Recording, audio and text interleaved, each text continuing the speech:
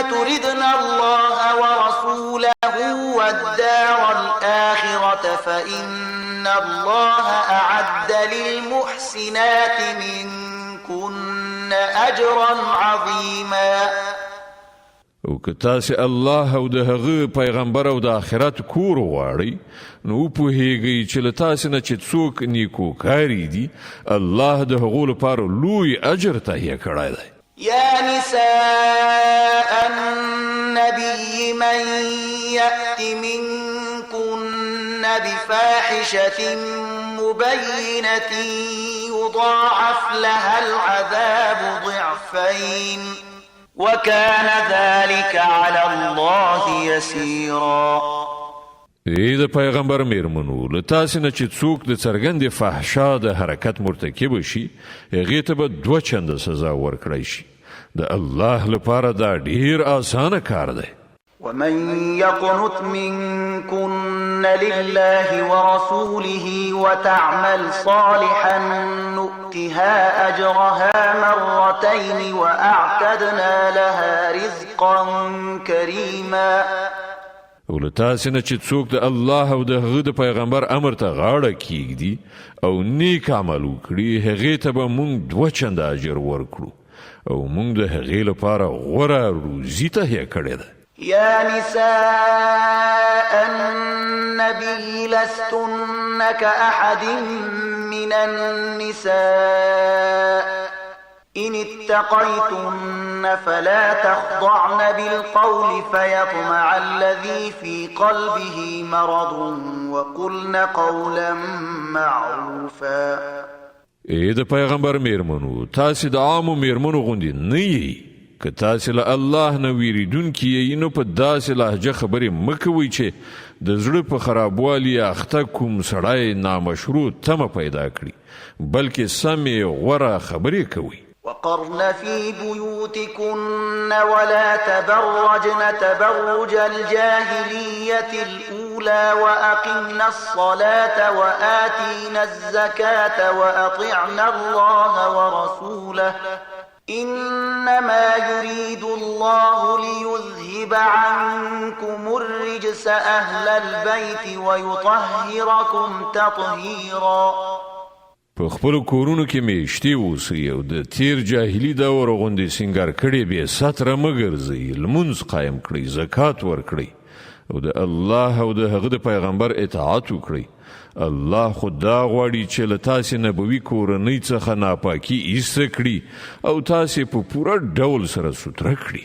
واذكرن ما يتلى في بيوتكن من آيات الله والحكمة إن الله كان لطيفا خبيرا.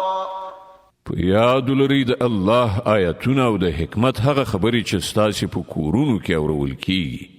بېشکه الله په اسرارو پوه او باخبره دی. إن المسلمين والمسلمات والمؤمنين والمؤمنات والقانتين والقانتات والصادقين والصادقات والصابرين والصابرات والخاشعين والخاشعات والمتصدقين والمتصدقات والصائمين والصائمات والحافظين فروجهم والحافظات والذاكرين الله كثيرا والذاكرات أعد الله لهم مغفرة وأجرا عظيما. بشک مسلمانان نارینه او مسلمانانی ښځې، نارینه مؤمنان او ښځې مؤمنانی، اطاعت کوونکي نارینه او اطاعت کوونکي ښځې، ریښتین نارینه او ریښتینې ښځې، صابر نارینه او صابرې ښځې، تواضع کوونکي نارینه او تواضع کوونکي ښځې، خیرات ورکوونکي نارینه او خیرات ورکوونکي ښځې، روژه لرونکي نارینه او روژه لرونکي ښځې، پاکلمنې نارینه او پاکلمنې ښځې، او هغه نارینه چې د خدای ذکر زیات کوي او هغه ښځې چې د خدای ذکر زیات کوي، خدای دغو ټولو ته بخښنه او لویه بدله برابره کړې ده. وما كان لمؤمن ولا مؤمنة إذا قضى الله ورسوله أمرا أن يكون لهم الخيرة من أمرهم ومن يعص الله ورسوله فقد ضل ضلالا مبينا. هیڅ یو مؤمن او هیڅ یو مؤمنه دا حق نه لري چې کله الله او د هغه پیغمبر د کومې معاملې فیصله وکړي نو بیا هغه ته په خپله د خپلې هغې معاملې د فیصله کولو اختیار حاصل وسي. او څوک چې له الله او د هغه له پیغمبر نه سرغړاوي وکړي نو هغه په څرګنده ګمراهۍ کې وغورځېده. وَإِذْ تَقُولُ لِلَّذِي أَنْعَمَ اللَّهُ عَلَيْهِ وَأَنْعَمْتَ عَلَيْهِ أَمْسِكْ عَلَيْكَ زَوْجَكَ وَاتَّقِ اللَّهَ وَتُخْفِي فِي نَفْسِكَ مَا اللَّهُ مُبْدِيهِ وَتَخْشَى النَّاسَ وَاللَّهُ أَحَقُّ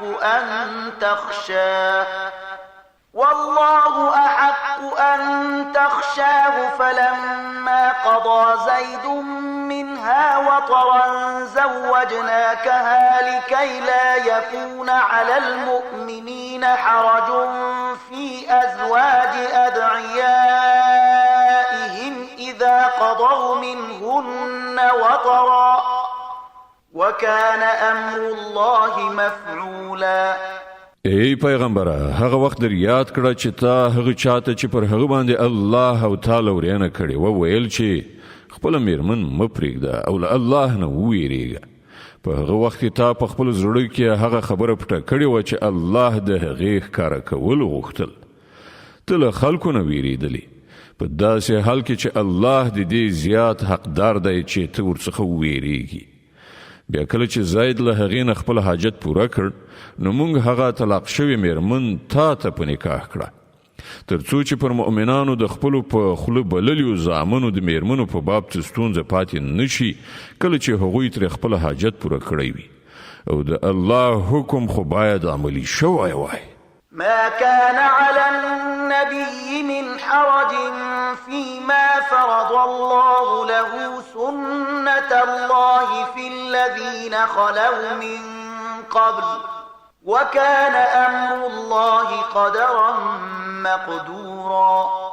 الذين يبلغون رسالات الله ويخشونه ولا يخشون أحدا إلا الله وَكَفَى بِاللَّهِ حَسِيبًا. پر پیغمبر باندې په داسې یو کار کې څه بندیز نشته چې الله د هغه لپاره ټاکلی وي. د الله همدغه کړنلاره د ټولو هغو پیغمبرانو په باب راغلې ده چې پخوا تیر شوي دي او د الله حکم یوه غوڅه سرته رسول شوې پرېکړه وي.